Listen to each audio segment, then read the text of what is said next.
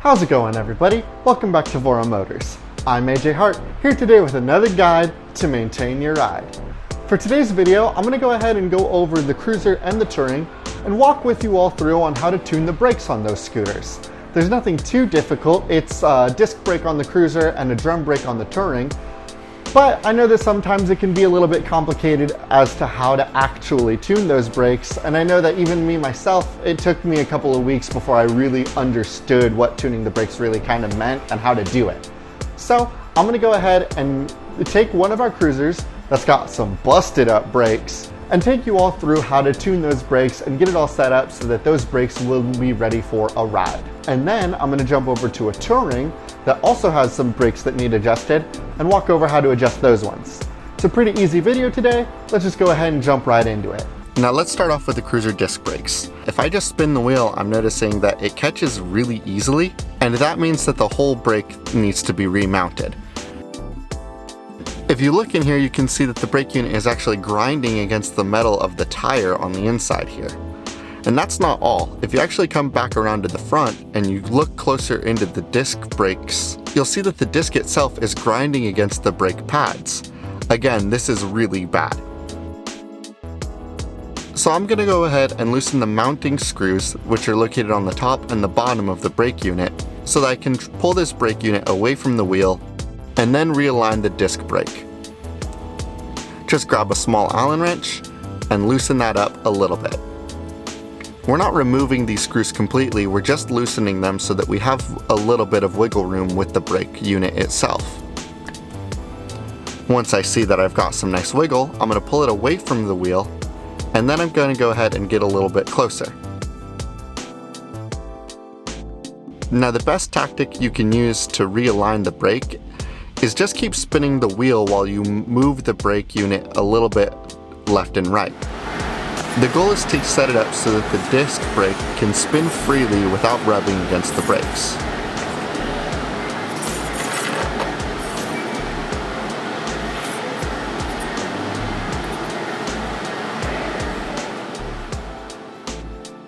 Once you have a spot that feels comfortable, go ahead and grab that Allen wrench and tighten it back down.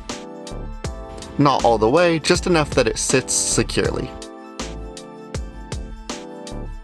Once the top is secure, I'm going to keep spinning the wheel and find out where the bottom screw needs to be tightened so that I can keep this nice and loose, so I can keep this play with the disc brake. Once I've found it by spinning the wheel and not hearing any grinding, I'm going to go ahead and tighten that down as well.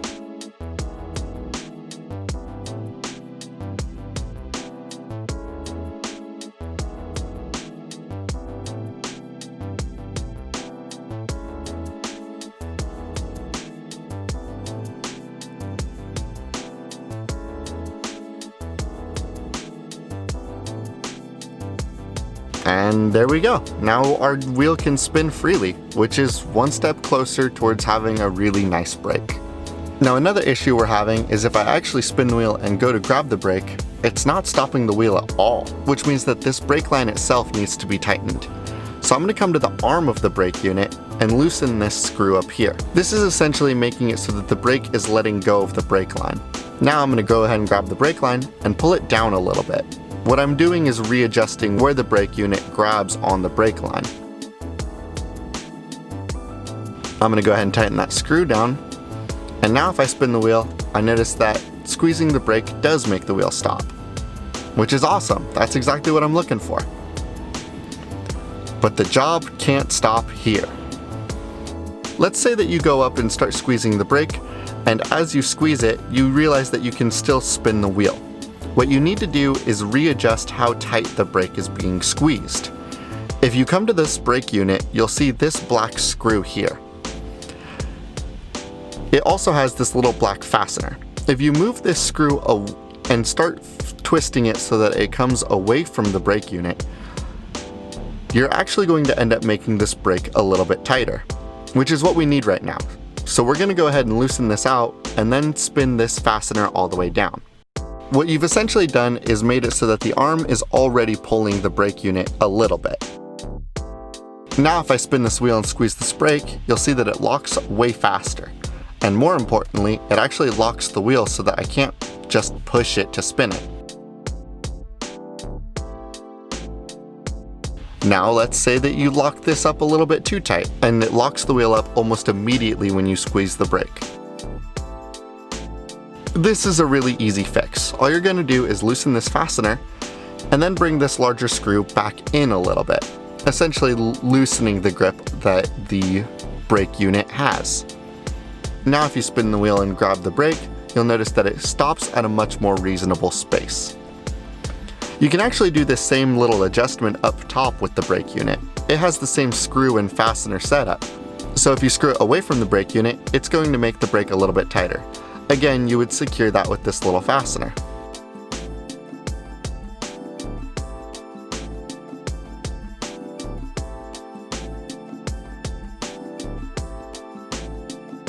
But if you made it a little bit too sensitive, you can loosen that fastener, bring that screw back in, and tighten it down again. This will again adjust the brakes just so it feels perfect for you.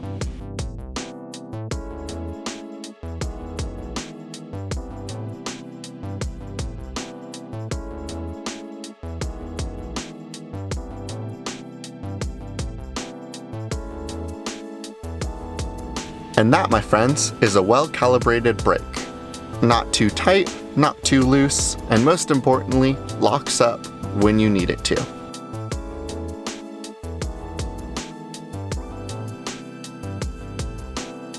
Now if you wanted to do this same job on the back wheel, it's the exact same process. It has the same brake line, it has the same mounting screws, and it has the same adjustment screws up near the top.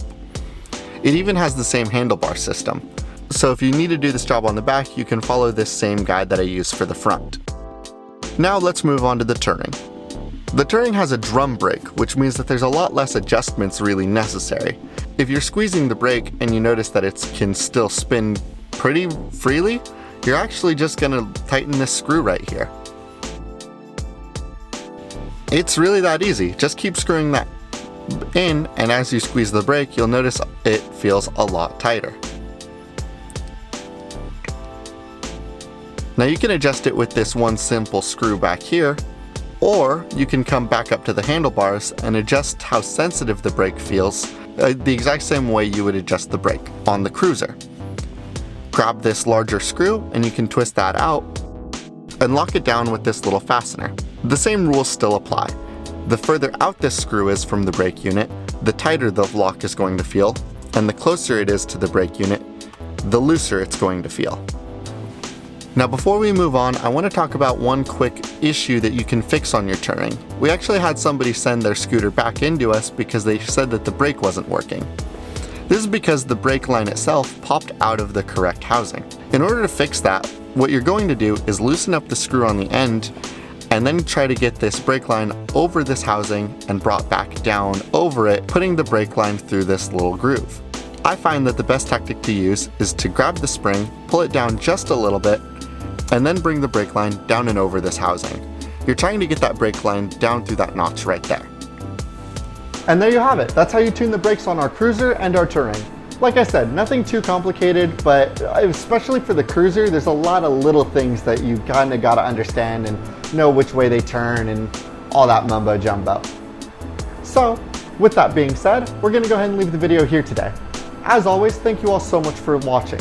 If you have any ideas for videos you'd like to see us do, go ahead and drop those ideas in the comments down below. If you have any questions or concerns that came up about your scooter while you were doing these jobs, go ahead and leave those in the comments down below as well. If you want to see more videos like this about your scooters, go ahead and subscribe. We release new tutorials every single week here.